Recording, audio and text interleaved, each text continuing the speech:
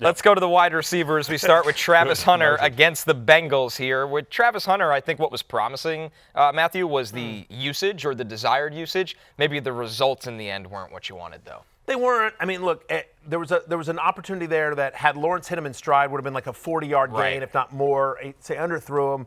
But the fact that he had a 27.5% target share in week number 1, he had an 82% route participation. When he was out there, they were looking for him, and that's what you're hoping for here. They'll get better. It's also the Bengals. The over-under here is 48.5. I might take the over in this one. Give me the Cincinnati Bengals secure any passing offense. I think Travis Hunter, I'm keeping it open. I'm at wide receiver 26, guys. To me, he's a wide receiver 3 with some upside. You see my ranks right there. He's right there in the Ricky Pearsall, Tirico, McMillan range there. It's kind of a mid-tier wide receiver 3. Connor, what did you see from Hunter on the field in terms of his comfort level at the NFL level as a wide receiver? Well, did they want to get him targets where he could try to create something after the catch a little bit? But he looked every bit of the part of the guy that made the most of his touches at Colorado, where the short and intermediate stuff, his routes are very crisp. Obviously, like you said, I didn't think Trevor Lawrence looked great in this game, by the way, which was probably the bigger concern because Brian Thomas Jr. did nothing in this game. This game had the weird delay as well. Yeah. Hunter's stats were looking... And the delay was early, Yes, too. It was the second quarter. Yeah. But I think he had 4 catches at the delay, and then the change of the pace of the game was a little different. So I was actually very optimistic about Hunter in fantasy after this game, even if the box score didn't indicate that. Yeah, it was just a weird game overall in terms of like the Jags were playing with the lead the entire time, and I think the Jags will be solid and confident this year. They're probably not going to be playing with a double-digit lead so consistently. Bryce Young was horrific. I think the Jags they didn't have to have a high-volume passing game. They probably will to be able to keep up with the Bengals. So, I think we'll learn a lot more about Travis Hunter. I'm surprised you rank him above T-Mac. I think T-Mac is going to just get a lot more volume. I think week by week. He's going to get a lot more volume, but for me, it's environment, right? So, I mean, just being on the road at Cincinnati, to me, is just like, again, it's the highest over-under in the slate. I feel a lot better about that. Than going against Arizona. Yes, than going to Arizona, where listen, again, it was against the Saints, but the Cardinals' defense is plucky. Like it's not a disaster, I guess is what I'm saying. It's not. Yeah, it's solid. How about this username, Ved FF Happy Hour Regular? Wow. Oh. Yes, thank you, Ved. Travis Hunter or George Pickens for the rest of the season? That's a tough one. That is. That's right there. I would still take Hunter. Yeah. But I think you get more variance, like bigger upside plays, like best ball plays with Pickens. I think that's right. Like, I'm not freaked out about Pickens after the first week where he only got like 3 targets, I think, something like that. Like, they'll take more deep shots to him, but on the road, first game, it's not surprising that Dak was like looking for CeeDee Lamb. Let me put it this way. I think I would take Hunter. It depends on your format. I agree with you. I would take Pickens in best ball. But in regular season long, Hunter, because I just think that there are going to be more opportunities for Hunter to have the ball in his hands. Yes. Right. Pickens is going to be deep routes, right, and they'll take those shots, and some of them are going to pay flags. off. And he draws flags, which doesn't mean anything for us. No, exactly. But like with Hunter, they'll do bubble screens. They'll do the reverse that we saw with Brian Thomas that got into the end zone. They'll do with that Travis Hunter as well. Like they're going to do different things to get the ball in Travis Hunter's hands in a way that I don't think they'll do that with Pickens. But I think it's super close, Ved. Yeah, good question. Do you think Ved's his real name? Sure, why not? Maybe it's his initials. Do you think FF Happy Hour Regular is his real last name? Or do you Yes, that I'm sure of. It's on the birth certificate. Yeah, that makes sense. Yeah, clearly. A wide receiver with less optimism right now, Jay, Cooper Kupp. Once again, back to that Steelers matchup for Seattle, but he's outside Matthew's top 50 wide receivers going into the week. Not a great start to his Seahawks era for Cooper Kupp, and this kind of goes back to last year now. Yeah, I think you have to close it out on Cooper Kupp until you see something. I wouldn't give up on him entirely. You had to still keep the door open. Like, he did have weeks last year where looked terrible, then explodes against Buffalo at the end of the season for an amazing game. He just looks so slow and plodding, and he's dropping catches that he just never drops. So, yeah, I fear that it might be over for Cooper Kupp, but it's 1 week. We'll give him another chance, but can't take the risk of starting him until you see it. Closing it out as well, it's really depressing for me. As you guys know, one of my favorite players in the NFL, my little Cooper Kupp. It's been a joke for a long, long time. Love Cooper Kupp. Have him on every dynasty team that I have. But you think about over his last 4 full games, dating back to last year, he has 68 total receiving yards.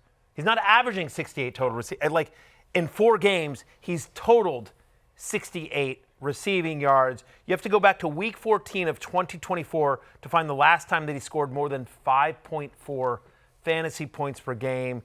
Seahawks were 29th in pass rate in week number 1. I know that the Jets-Steelers game was kind of this wacky, high-scoring game that we didn't expect, but again, West Coast team on the road at Pittsburgh. That's a tough place to play for a 1 o'clock East game. I just can't imagine starting Cooper Kupp. I'm not ready to drop him just yet. Yeah. But I want to see it first. Yep. So, yes, I'm closing it out. To your point, he's not inside my top 50 this week. Let me see it. And he's getting close to being, I'll give him one more week because there's a few caveats. One, Seattle just never had the ball in that game. Like the that's Niners true. just had it all the time, and they couldn't sustain any drives. And it's the first week in a new offense with Sam Darnold and everything. So I give it another week, but be ready to drop him if he shows nothing. The weird thing is so Kupp ran 24 routes on last week and earned only 3 targets on those 24 routes. But it's just like, who else are they throwing it to? I mean, are we going to Torrey Horton, Jake Bobo? Where are we? What's going on? I mean, that's the weird thing. It seems hell-bent on just trying to run the ball. Right. I mean, maybe that's what it is. But at some point, you're going to be in a throw script. That's the NFL. Yeah.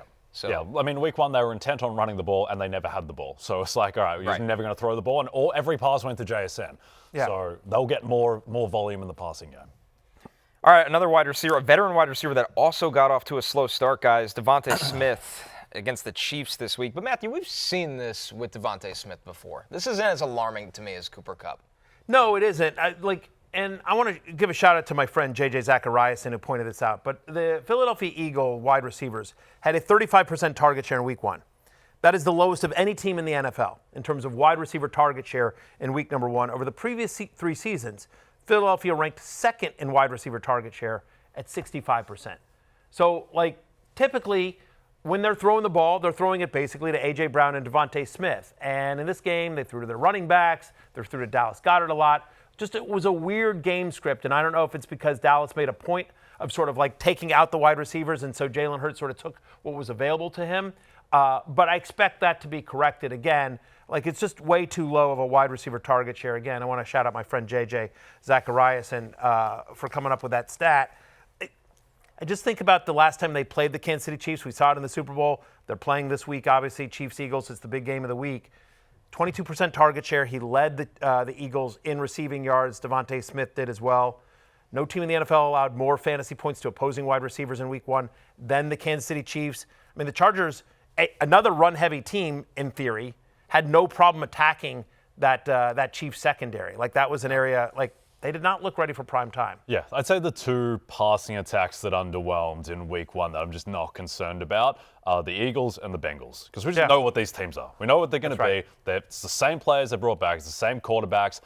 We know where the targets are going to go and generally what the volume will be. I think Dallas was just playing a lot of soft zone, which led to a lot of Jalen Hurts running, led to a lot of Dallas Goedert targets over the middle, led to a lot of running back stuff you said. That's just going to correct. A.J. Brown, DeVonta Smith are going to be fine. Now, they might not get the volume that we hope, but they're going to get a lot more volume than they did last week. Yeah, I'm at wide receiver 31, so I'm as a low-end wide receiver 3, high-end wide receiver 4. So in a league where you would normally start, if you're in a 12-team, 3-wide receiver league, you're starting DeVonta Smith. I'm keeping him open if you would normally start him, given your lineup and roster size.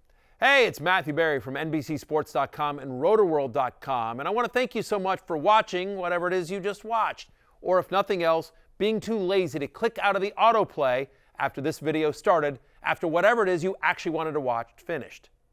But now that you're here, I'd like to take a moment here to ask you respectfully now, okay? I'm asking you respectfully to subscribe to the NFL on NBC YouTube channel.